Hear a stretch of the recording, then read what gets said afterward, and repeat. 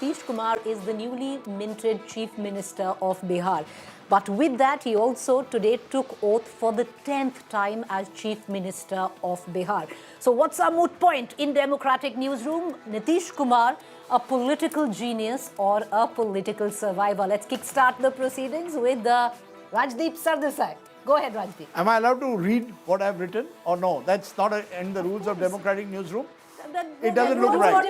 Everyone seemingly No, because has I was notes. very scared. You say, okay, look, let's be honest. Nitish Kumar has had a remarkable political career. To survive in the Hindi heartland and remain a chief minister for 20 years in this ruthless politics of the Hindi heartland is just a remarkable achievement. For his durability, you have to give him 100 out of 100. I don't think anyone's come close in recent times. What is also admirable and often not noticed enough are the 4 C's and D's which to me plague Indian politics, and Nitish to his credit has stayed away from. Communalism, casteism, corruption, criminalization and dynasty. If you look at Nitish Kumar's career, by and large, he has not been tainted, by, he's not been sort of in some way toxified by any of these qualities. My only concern is there is another C, which is compromise. And thereby this durable legacy of the so-called Sushasan Babu will perhaps end up also being seen as a bit of a survivor as Paltu Ram.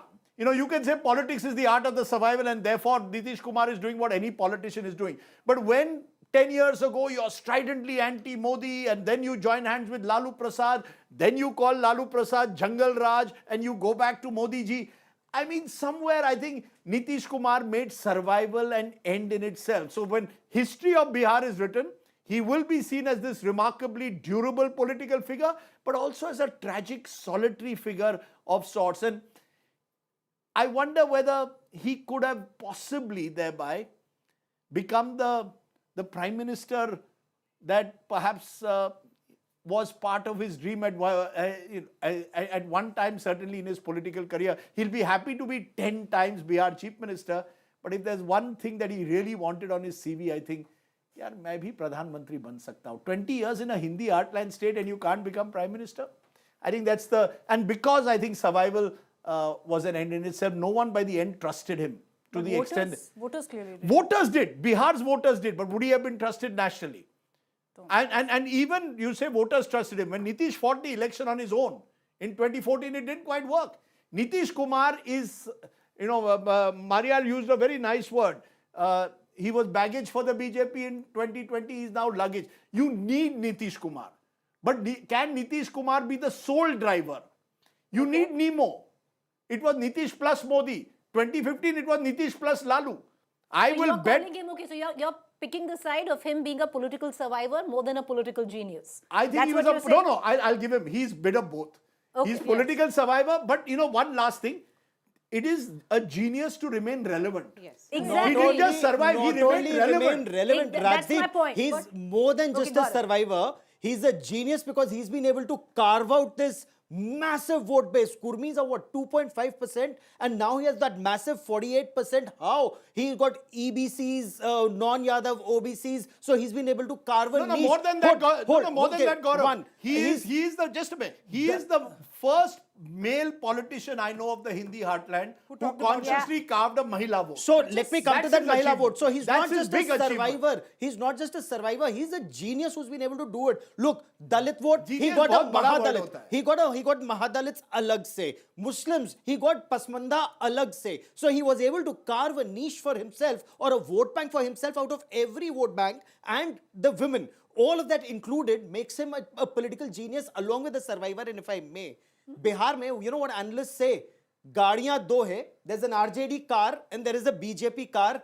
Driver ek hai, and that is Nitish Kumar. Okay. There is no other driver who can drive Bihar. But he can't drive alone. Okay, he needs all right, he can't drive alone. I'm worried that I might end up agreeing with Gaurav today. This is not so just today. Not just today. He has managed to cultivate the 3 M's. That's also sheer political genius, which is minority, Mahila and the most backward caste. To bring the 3 M's together, it's nothing sort of genius, and over decades from 2005. Let me take the opportunity, Maria, I'll come to you, but Rohit says Singh, our Bihar Bureau Chief, is joining us. We've teleported him all the way from Patna. Freshly back, Rohit, after attending that swearing-in ceremony of Nitish Kumar. What do you think, Rohit, for someone who's followed the trajectory of Nitish Kumar over decades? And I still remember, Rohit, way back in 2010 when, we covered that election. Since then, you've seen his growth, you've seen his pitfalls, you've seen him change sides. How do you look at him? Do you think he's a political genius, Rohit? Or do you think survival ke liye sab kuch karna padta hai, that Rajdeep said, most durable politician?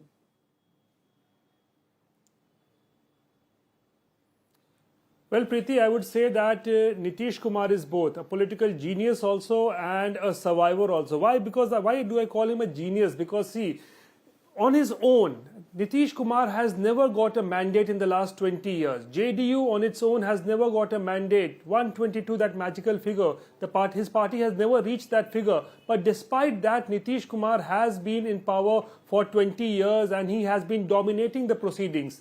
The highest which he had achieved was in 2010 when his party got 115 votes, but in fact 115 seats, I beg your pardon. But despite that, he was the chief minister and he continues to remain the chief minister for the last 20 years. So I must say that because of the vote bank, because of the caste equations, Nitish Kumar has always kept himself very relevant, and I would say that he is a political genius, that despite not having man his own once also, he has always remained the chief minister of Bihar. And the other thing is that whichever party he switches to, whichever alliance he switches to, whether he is with the BJP or whether he goes with the RJD, he is a Sarvamanya leader. Everyone accepts him that, okay, you come here, you are the chief minister. If he goes towards the BJP, he becomes Sarvamanya there. So that is what I say,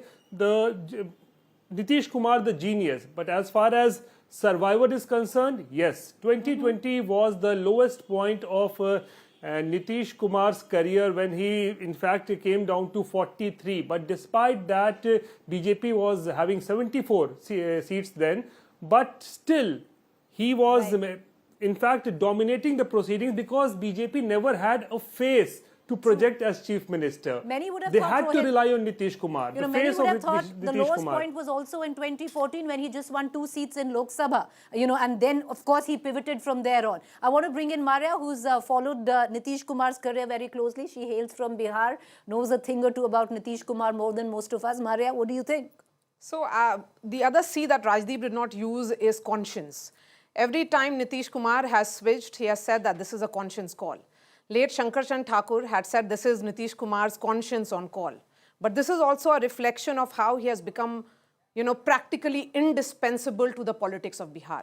So I would say this is a mix of political arithmetic and also at the same time calculated pragmatism.